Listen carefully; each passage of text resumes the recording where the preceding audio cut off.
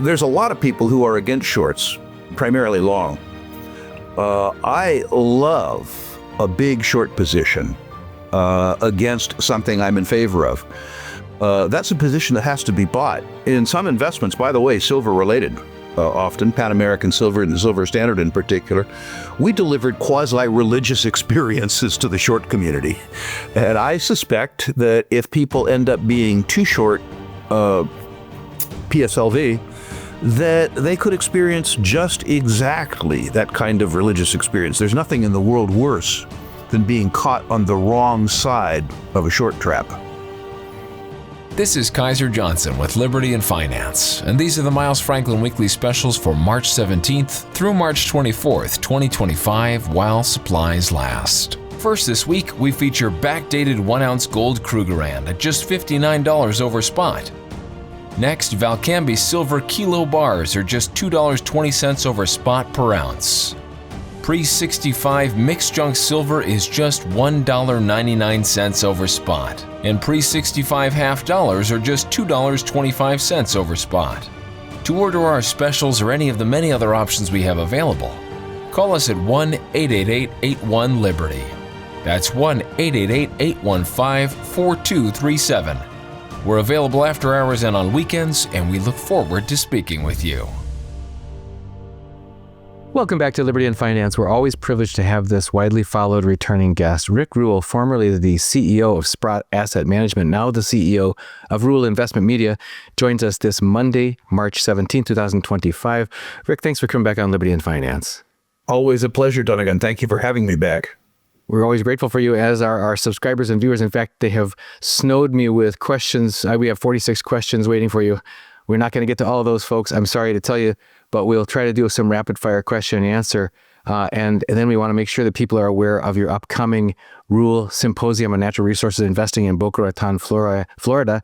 And I've been there myself in person 3 times and learned a lot, seen a lot of the exhibitors and guests and viewers who've been able to be there and make it to those.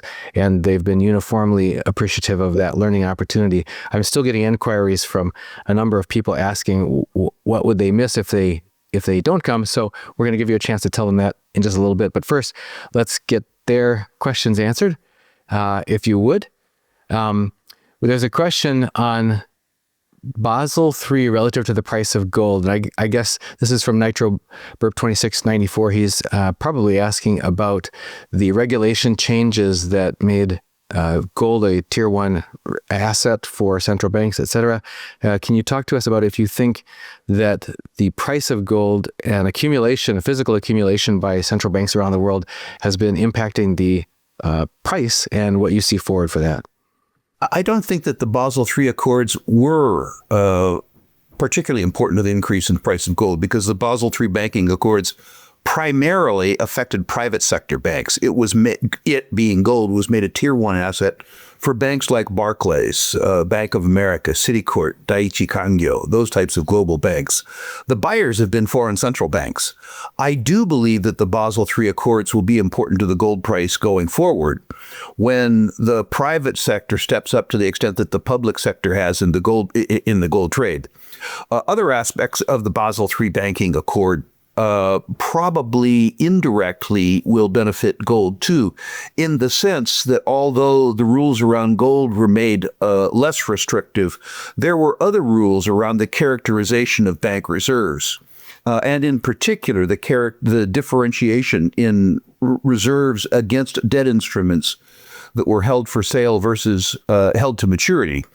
Accords that allow banks to extend and pretend around time losses in their portfolios that I think will destabilize the economy a bit, particularly in crisis, and as a consequence, likely, unfortunately, in this case, help gold.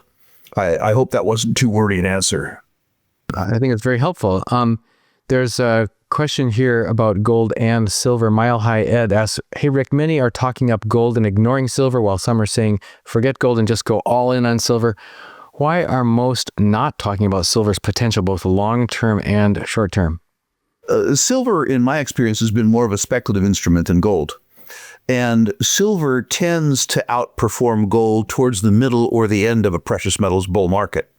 In my experience, precious metals bull markets are led by gold because the first buyer is the fear buyer. Precious metals oscillates between greed and fear, with the fear buyer kicking off the move, and then the momentum established by the fear buyer bringing the greed buyer in. Silver, because I suspect of its lower unit cost, when the generalist money comes down into the precious metals space, that money eventually causes silver to outperform gold. And by the way, when the silver bull market starts, you're not going to need Rick Rule to tell you it's here. You're not going to see a move from 33 to 34. When silver moves, it really, truly moves. But normally that move takes a while to establish itself. And normally what establishes it is momentum in gold. As long as you're on silver here, there's another one related. Time or Distance asks, Rick, I realize you are dissatisfied now, but can you explain the ramifications and concerns, if any, of the record short interest in PSLV? I suspect that people are, by people, I mean largely institutional investors, are expressing skepticism around the precious metals bull market. And the easiest way for them to express that dissatisfaction is on the New York Stock Exchange. The best vehicle for expressing either your support or your lack of support for silver on a leveraged basis in equities markets is the New York Stock Exchange, and hence PSLV. PSLV is experiencing a war between those who buy the precious metals narrative and those who don't, much to my amusement. You know, there's a lot of people who are against shorts, primarily long. I love a big short position against something I'm in favor of. That's a position that has to be bought. And it's up to reality whether that position needs to be bought higher or lower. Earlier in my career, when I was more overtly a stock promoter, there was nothing in the world I liked more than a good short position. In some investments, by the way, silver related, often Pan American Silver and the Silver Standard in particular, we delivered quasi-religious experiences to the short community. And I suspect that if people end up being too short PSLV, that they could experience just exactly that kind of religious experience. There's nothing in the world worse than being caught on the wrong side of a short trap.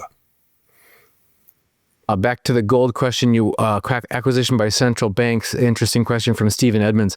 Rick, with so much buying of physical gold by central banks for them to more likely than not never sell again, thus reducing the available float of available gold for sale, would you think this would eventually make gold price more volatile? No, I don't. I don't believe that gold will never be sold again. I believe that gold will be a form of liquidity for central banks. And if gold does extremely well relative to fiat currencies, I suspect that many of the banks will need to access the liquidity of gold to fund politically expedient domestic spending programs. I understand the idea that as a position becomes more concentrated, that the price volatility among the remaining inventory on the market becomes more volatile. I would suggest that volatility will come into the gold space when you see the retail investor return to gold. What you've seen really for 3 or 4 years has been a predominance of central bank buying. Most months in the last 5 years, the flow of funds in terms of precious metals-oriented ETFs has been negative, which is to say retail investors have been dishoarding gold at the same time that institutional investors, at least foreign central banks, have been hoarding gold. The exception to that, of course, would be the Chinese retail market, which has been consistent buyers of precious metals. There's 2 questions here related. Ernest Como says, hey, Rick, do you think the cost of living correlates to the price of gold and silver, or can metals holders increase purchasing power as they increase? Well, certainly if you own an asset class that goes up in price faster than the deterioration of the purchasing power of your currency, you in fact benefit. If you look back at the gold price in the period 2000 until today, over 25 years, the gold price has escalated, at least in nominal terms, in US dollar terms, between 8.5% and 9% per annum. While I believe that the deterioration of the purchasing power of the U.S. dollar is substantially higher than the rate ascribed to it by the CPI, I would still suggest to you that in the year 2000 to the year 2025, that holders of physical precious metals experienced real gains in purchasing power in excess of inflation. I suspect that that trend continues. If one looks at history as a guide, in the period 1970 to 1980, according to the according to the Office of Management and Budget, the U.S. dollar lost 75% of its purchasing power. During that same period, the gold price rose 30-fold. Obviously, gold holders in the period 1970 to 1980 increased their purchasing power during a time of real economic turmoil, where most of their neighbors experienced a deteriorating material standard of living. Little switch over here to land questions. It's kind of a couple of these are interesting. I'll take them all together and let you unpack it as you choose. Jason Meyer says, how does Rick feel about storing some wealth in rural land, considering that the government taxes it? And secondly, the old guy says, the farmland you talk about having bought, is it producing food, becoming a computer data center, or being rewilded? Are investors in farmland getting hurt by the redirection of water for data centers, or by the tariffs and reciprocal actions? So, whole bundle of questions. Well, the later part of the question, the later question is one that I philosophically take issue with. The owner of the water has the right to determine whether it's used for a data center or whether it's used for irrigation. And it's nobody else's business. If they want to express their satisfaction or dissatisfaction, they should buy the land and they should buy the attendant water and use the water any way they choose. The idea that somebody determines for me what the highest and best use of my assets are in service for their architecture for the future of mankind is something that tells me that that person wants to enslave me. In terms of the original question, I have, over the course of my career, participated in the acquisition of lots of kinds of farmland. Earlier on, certainly vineyard land and irrigated almond land in California, but much more recently, although I don't do it actively anymore, I do it passively, which just means that I invest through farmland management companies. I have invested mostly in very high quality, well-watered farmland in the Mississippi Basin, and to a lesser extent in the coastal valleys of California, Oregon, and Washington. For me, rural land acquisition is all about the income that it generates through the cycle. So timberland, high-quality irrigated land, it's all about the rents that I can take off the land over time. Yes, I want to own that land for 50 years. But I don't want to be particularly concerned about the impact of taxes on the rest of my portfolio as a consequence of holding land that is in the near term economically unproductive. Yes, I want to own the land. Yes, I want to own the water. And yes, I want it to pay current rents. I guess that's the whole answer. The idea that I would buy raw land in anticipation merely of price escalation is something that's not of interest to me. I want to experience that price increase, but I want to enjoy the rents in the near term. How about the question about ongoing taxation by the government on an annual basis for land? Certainly that's a problem, but I have found, at least in the last 25 years, that the escalation in the rents that I receive on the land or in the income that I receive from harvest rights to the timber has made the tax much less onerous issue. People who buy raw land that they don't derive rents from certainly experience taxes in their worst form. They're paying tax for fee ownership where they're getting no offsetting income benefit from rent. Here's a cluster of questions about gold and silver, and then we'll move on to other non-gold and silver questions. Stephen Edmond says, Rick, in planning an eventual exit strategy from silver, what would you suggest being a good target to use? Gold to silver ratio, or would you be looking for other factors to come into play? The other factor for me is nebulous. What I do is I pretend the money's in cash, and I think about where I'd allocate it. Let's say that I bought a bunch of silver right now at $34 an ounce. And let's say 2 years from now, it's at $50 an ounce. And let's say, just for fun, to make the math simple, I had 1,000 ounces. I look at the $50,000, and first of all, I look at the tax aspect of what it would cost me to get the $50,000. In other words, the capital gains tax from $34 to $50 an ounce. And I think what I would like to do with the remaining money. Is there an apartment building, a small apartment building that I could use to put a down payment on? Is there a stock that I think is substantially undervalued? In other words, the decision for me, at least on an annual basis, is what is the highest and best use of the resultant after-tax capital on every asset class I own. This may be related to this question. Dennis Carath says, at what price will Rick sell part of his physical silver? Same answer. It really depends on what the highest and best use of the money is. Gotcha. Okay. So now these two are rather interesting. Bay says, given Canada Central Bank has no gold, and what will happen to Canadian currency if the USA and BRICS go to some form of gold-backed currency? Well, first of all, I don't think they're going to go to a gold-backed currency. A gold-backed currency imposes a discipline on politicians, and politicians want raw power. The idea that there would be a discipline imposed on the politicians from the market or from gold seems to be unconscionable from their point of view. That's not what they want. Certainly, if you had a circumstance where some money was semi-good, which is to say it was backed by gold, as opposed to an unbacked currency, good currency always drives out bad currency. That's happened from the beginning of time. Unfortunately, I don't see good currency, at least good public currency, being available in my lifetime. David Clark asks, Rick, would you describe the changes in PSLV and PHYS since 2010 and how they affect nest egg investors? I'm not sure I understand the question. The architecture of both instruments is effectively the same. They have changed the redemption on both vehicles to facilitate the redemption by very large holders and not by very small holders. But the truth is that the real change in both instruments has simply been the issuance of more units and the increase in trading liquidity, which is always good.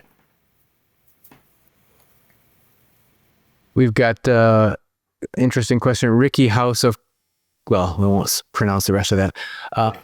How much gold is in seawater and why don't we mine it? There's a lot of gold in seawater, and we don't mine it because the energy expenditure to recover the gold, which is to say to precipitate off the water, would be too costly. The second thing is that when you concentrate a whole bunch of elements besides gold, some of them are fairly toxic. And the brines that you would generate as a consequence of precipitating the gold out of seawater, the disposal of that would be, first of all, dangerous and secondly, expensive. But the truth is that the concentrations of gold in seawater are so low that given today's energy costs, it would be economically efficient to concentrate it.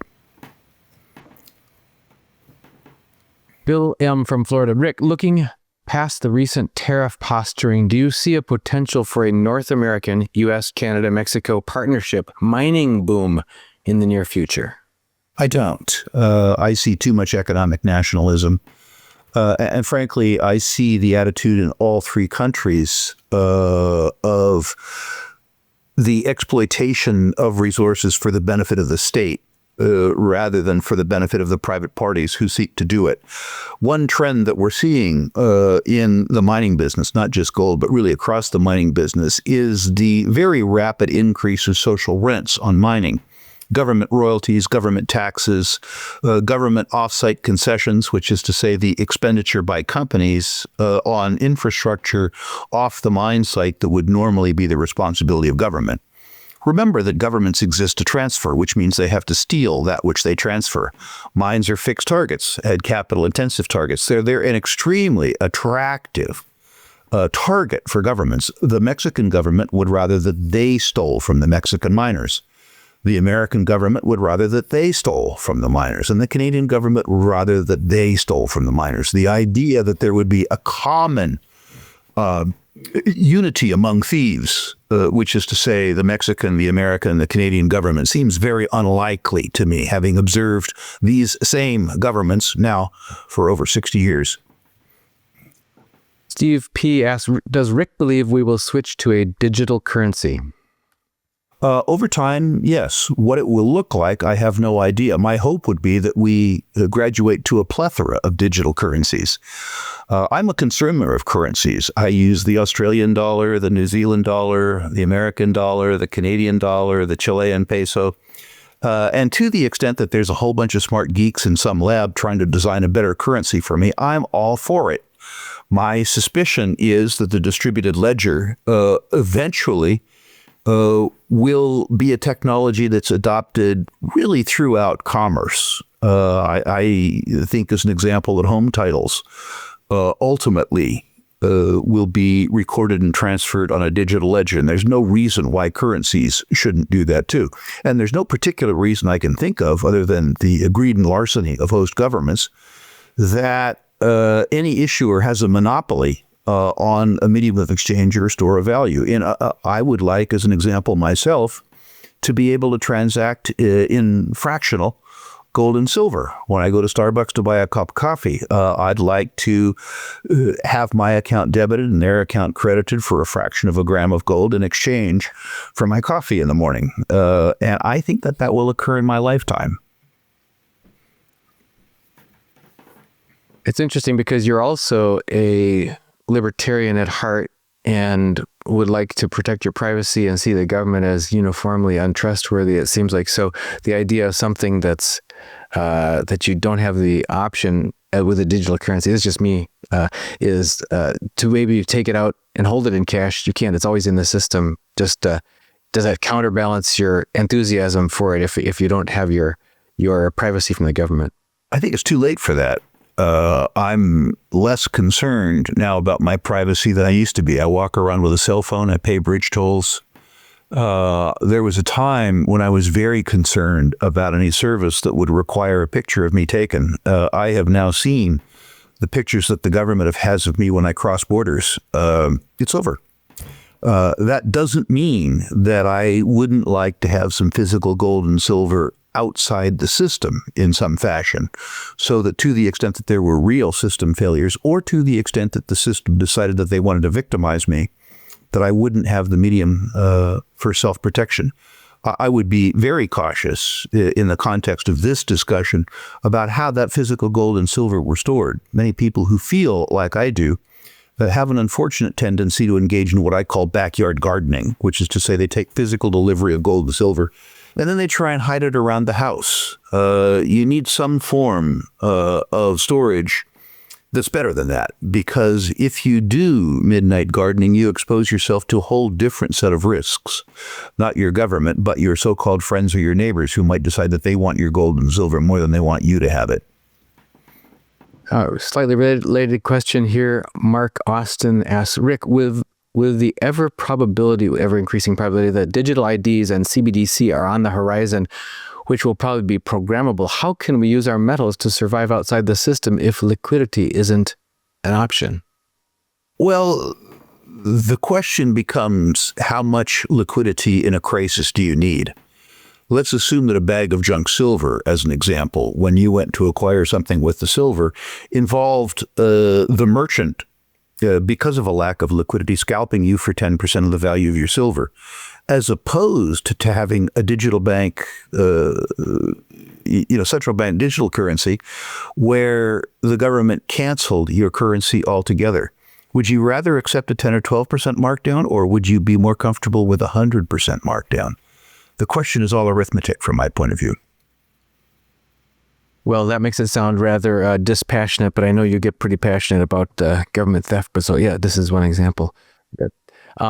Old Dark House asks, will Canada's banking system collapse because they have no gold in their vaults to back their currency? Also, well, we'll start that one first.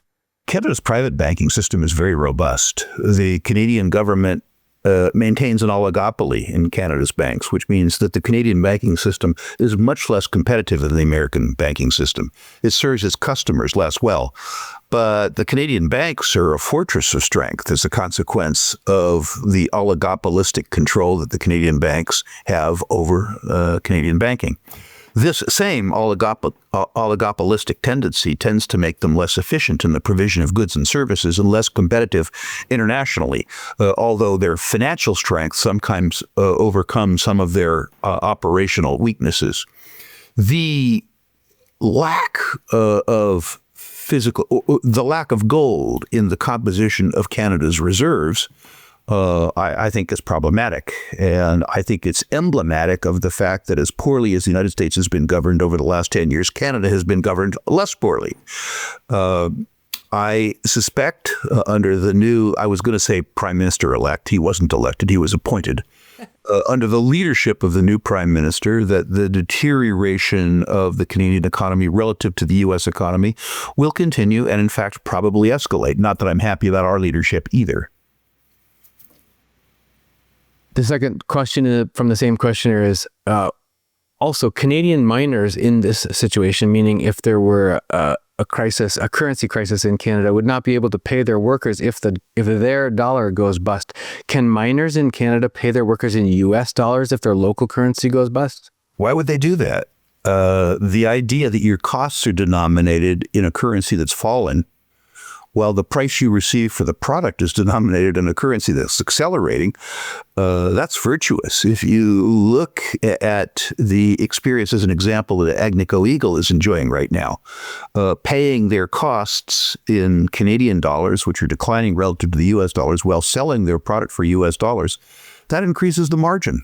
Right now, the Canadian producers enjoy a cost benefit against their American counterparties simply because their costs are denominated in a currency that's deteriorating much more rapidly than the U.S. dollar. Here's a couple of mining-related questions, or let's just say mining equities. Christian Siegel says, Rick, how do you like BlackRock Silver and Summa Silver, both of which have very high-grade silver deposits in Nevada? I'm not unattracted to the recent drilling results of BlackRock, although I don't own it. High-grade deposits, high-grade epithermal deposits tend to be fairly small. And I don't see in either case enough gross ounces to really attract me. What I found in my life is that small mines and big mines really have the same amount of risk. But a small mine can only ever make you a small amount of money, while a big mine can make you a lot of money.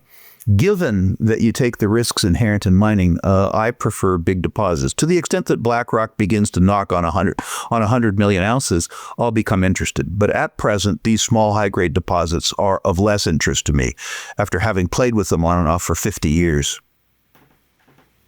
Nautica445 asks, Rick's thoughts on enCore Energy in the EU situation. Stock price dropped over 40% on, 1 week ago. I'm not an enCore shareholder. The idea that they had production shortfalls and allegedly at least had to borrow or fill on the spot market contractual obligations that they had on the term market because they were unable to fulfill those obligations from production is, of course, problematic. Was the selling overdone or not? I'm in less of a position to say. The company's founder and CEO, Bill Sheriff, is a good friend of mine, a friend of long-standing. I have a lot of regard for his acumen. I do need to say I don't own enCore because although I'm not unattracted to U.S. production, what bothers me is with most of the U.S. producers, their deposit size, their mine size is too small. I prefer large deposits irrespective of political jurisdiction. I prefer deposits that have at least $2.5 or $3 billion of in situ recoverable reserves at today's uranium price. And most of the U.S. producers, enCore included, don't have that. Related question by the same questioner. Spot price of uranium has been beaten to a pulp, was looking like a bull flag, however, corrected too much. What needs to happen for the spot price to rise? The pace of Japanese restarts, the announced pace of Japanese restarts is pretty good, but the functional pace of Japanese restarts, which is to say the restarting of reactors that have been approved for restart and the refueling of those reactors has slowed. Really, the key in the very near term to the uranium spot price is the functional refueling cycle and restart of the Japanese reactor fleet. Interesting. Thoughts on, this is from Liberty Heart. Thoughts on Vital Energy stock, VTLE, deeply undervalued or worthless? Don't know enough to comment. Okay. Now this is an interesting couple of questions. Mickey Riley says, I bought shares of Gazprom and Polymetal, two Russian stocks. They were deemed null and void by Wall Street. Is there any recourse? And Bill M. from Florida adds, Rick, will you ever invest in Russia again? They were not deemed null and void by Wall Street. If you bought the stock in the U.S. through an ADR, the convertibility of that ADR into Russian security, the underlying security, is temporarily in effect suspended. There are procedures that you can go through converting the ADR to an ordinary share if you are willing to own a stock in Russia and risk the wrath of the U.S. government. I'm in the same position, but given the fact that I have a bank and organization, I have no interest in incurring the wrath of the U.S. government. And as to whether I will ever buy a Russian stock again, assuming at age 72 that I have the opportunity in the rest of my life, I will absolutely do it. I had 22 or 23 very, very, very good years investing in Russian stocks. And then I had one very, very, very bad year. If you're going to be a natural resource investor in a normalized world, which is to say a world not at war, I hope that becomes normalized, then you need to look at the Russian oil and gas sector. You need to look at the Russian mining sector. The truth is that some of the best deposits and less well known, some of the best management teams on the planet are situated in Russia. And to the extent that I'm allowed to participate in that country again, I'll do it in a nanosecond. If we could turn our attention now to your upcoming conference, your flagship annual conference, the Rule Symposium. Now, just remember, everyone, that Rick, in addition to that, quarterly or more often does boot camps, which are remote. You dial in, and we've publicized numerous of those. And if you have one coming up, we'd love to hear about it. But also looking forward to the first week of July in Boca Raton, Florida, and the flagship Rule Symposium on Natural Resource Investing. First of all, let's do the appetizers first. Are there any boot camps between now and the symposium? We're doing the second phase of our gold investing boot camp, which is a 3 boot camp series. The first boot camp we did, which is, by the way, available as a recording, was about gold as a commodity, about physical gold ownership, and about why gold. Gold's historic role, how gold trades today physically, the interrelationship between gold and gold stocks. The second boot camp will be gold as an investment. The first one was really about gold as an insurance policy, physical gold, the kind of gold that you sell. Dunnigan, gold in its purest and most honest form. The second will be gold as an investment, how to buy investment quality gold equities, which is different than gold's insurance function. What you look for in a gold company, where you find information to make investment decisions, how you buy, how you sell, how you optimize strategies. An example would be selling puts and calls against very high quality portfolios. And then the third boot camp around gold will be speculation, the junior miners, the explorers, the developers. So we like to cut gold into 3 categories. Gold as insurance, which is to say physical gold. Gold as an investment, which is to say high quality gold companies, and then gold as a speculation. The upcoming boot camp will be the second of those, gold as an investment. Very, very, very misunderstood topic. So look in the description of this video if you want to see a link on how to get registered for that. Rick, I cut you off. You were about to add something. No worries. I should say that these are 8-hour-long online symposiums that you'll have access to the recordings for a year, and you're going to need it because we're going to give you more information in 8 hours than you can absorb in 8 hours.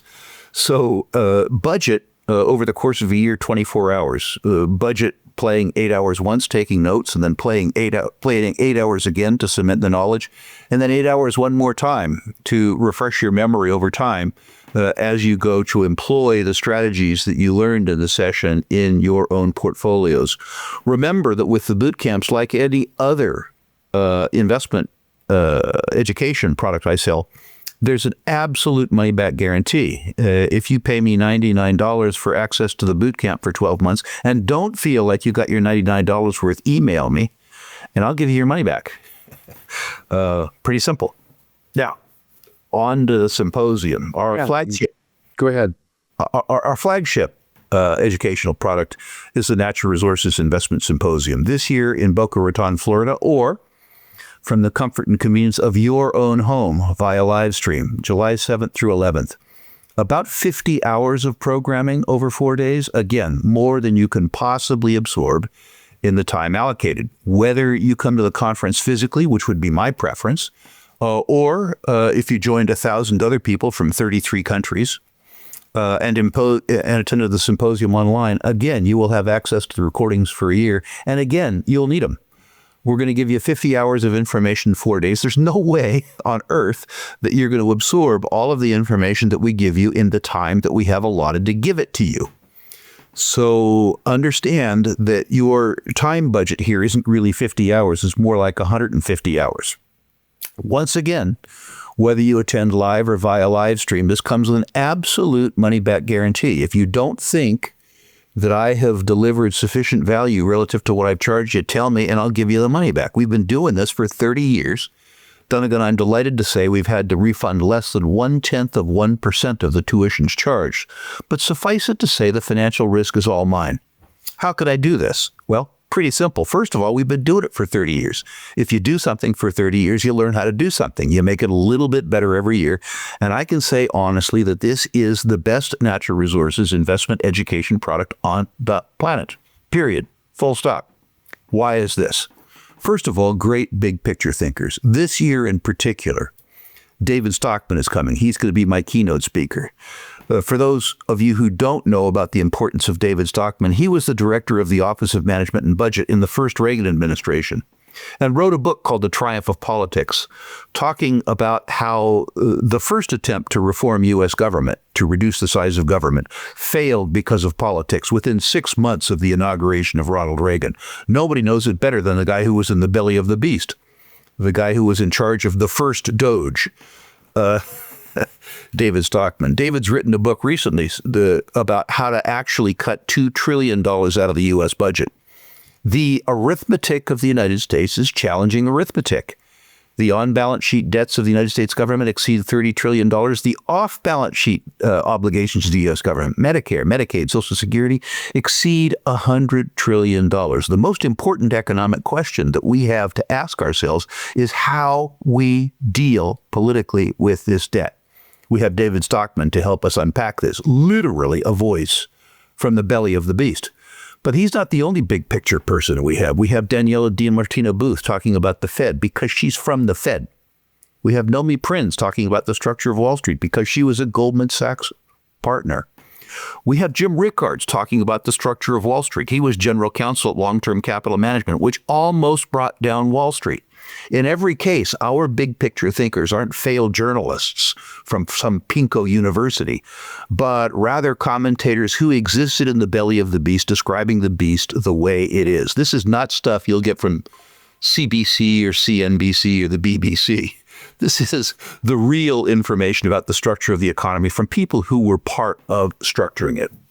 Once you've come to understand that worldview, we tell you how to implement it in your portfolio. We bring to you analysts, portfolio managers, people who've existed in precious metals and natural resources for 4 decades. Not some analyst who failed as an auto analyst or a supermarkets analyst or a crypto analyst, but rather people who have existed in precious metals, energy, and natural resources for 40 years, telling you specifically how to do what you do. The third feature, and the feature that's always the most popular with our attendees, is the Living Legends panel. We impanel a group of people who have built multi-billion-dollar natural resource companies from scratch talking about their experience, talking about how to identify other serially successful performers, talking about what they own now and why. The idea that you have a chance to look inside the mind and learn the techniques of a panel of entrepreneurs who have built multi-billion-dollar companies is priceless. This year, in an extension of that franchise, we're having investing legends, people who have successfully invested billions of dollars in natural resources, talking about their successes, talking about their failures, talking about what works, talking about what doesn't work. This is all about taking the big picture information that you get from our gurus and using it to shape your portfolio from the future. Finally, at our conference, every exhibitor is vetted. Every public company exhibitor has to be owned in an account that's owned or managed by myself. There's no guarantee because I own a stock, it goes up. But there is a guarantee that the exhibitors have been vetted. In every other conference in the world that I know of, the qualification to be an exhibitor is simply a check that cashes. At those conferences, exhibitors are advertisers. At our conference, the exhibitors are content too. Every bullion dealer at our conference is a bullion dealer that I watched do business for 20 or 30 years or more and received no customer complaints about when I ran a very, very, very large investment operation for Sprott and others. So in this conference, every single exhibitor is vetted. That allows me to guarantee the listener that if they paid me a commission, a tuition, to attend either live or via live stream, there is 100% guarantee of satisfaction. Either 100% satisfied or your money cheerfully refunded. Everyone to be able to take advantage of that. There'll be a link to that as well in the description of this video. And Rick, as always, just grateful for your presence here with all of our viewers and subscribers on Liberty and Finance. And remember, folks, that half of our viewers are not yet subscribers. And there's no problem in just clicking the subscribe button on YouTube, and you'll get notified by YouTube if you click the little bell icon of every time we post on YouTube. We also post on several other platforms as well. If you don't want to miss a single interview with Rick or any of our weekly specials, make sure that you are signed up for our free email newsletter at libertyandfinance.com. Just go to libertyandfinance.com, put in your email address, click submit. You'll have to confirm on a confirming email, then you'll get one email in your inbox per day. We keep your privacy. We don't share your email with anyone. And you'll get all of our interviews with Rick and all of our other guests. You won't miss a thing. Rick, any further offers that you'd like to extend to our viewers before we sign off? Only one more. As always, if your listeners are interested in my views on natural resources and want to personalize them, go to my website, ruleinvestmentmedia.com. List your natural resource stocks and all personally, no obligation, for free, rank them 1 to 10, 1 being best, 10 being worst. Obviously, because this is a free service, it comes with an absolute smiley money-back guarantee. If you don't think you got your money's worth for free, I'll return your money. Once again, natural resource stocks only, no crypto, no pot stocks, no tech stocks. Natural resource stocks, ruleinvestmentmedia.com, absolutely free ranking. Rick, thanks for joining us, and on behalf of all of our viewers and subscribers here on Liberty and Finance.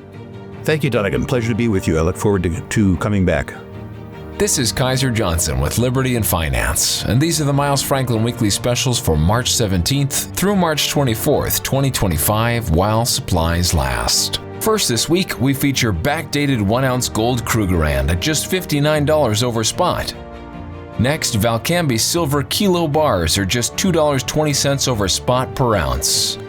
Pre-65 mixed junk silver is just $1.99 over spot, and pre-65 half dollars are just $2.25 over spot. To order our specials or any of the many other options we have available, call us at 1-888-81-LIBERTY. That's 1-888-815-4237. We're available after hours and on weekends, and we look forward to speaking with you.